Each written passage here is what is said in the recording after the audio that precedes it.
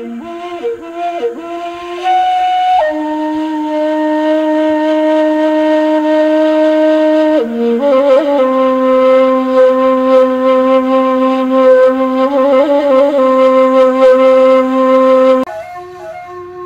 orang Minang yang beradat dan berbudaya serta beragama Islam, setiap suku di Minangkabau wajib memiliki surau.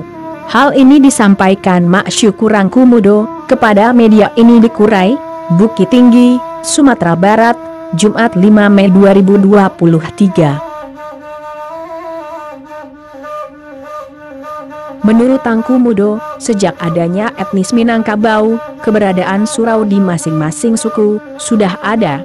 Sebab, sebuah bangunan surau berfungsi sebagai tempat orang Minang belajar ilmu agama.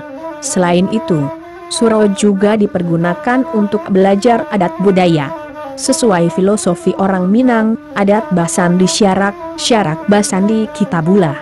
Bahkan surau, kata Ketua Himpunan Ustadz dari Kabupaten Agam ini, surau bukan saja tempat belajar agama, adat dan budaya, namun tempat membentuk akhlak orang Minang menjadi baik, serta hal positif lain.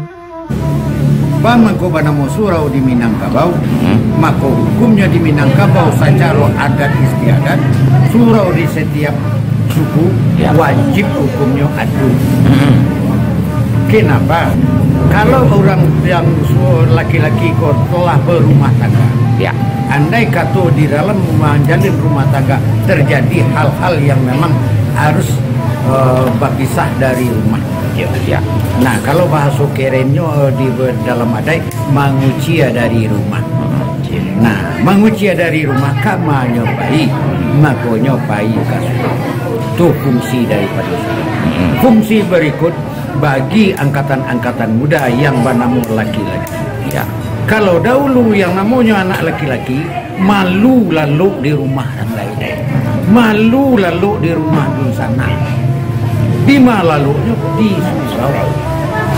Manganya di surau, dia itunya mengkaji pertama agama, nang kedua sosial budaya. Itu makanya orang Tionghoa punya dasar agama, punya dasar adat di dalam pergaulan. Maka menjadilah orang Minang nyo siap berkolaborasi, siap beradaptasi dengan siapapun. Itu maka orang Minang pada umumnya adalah marantau.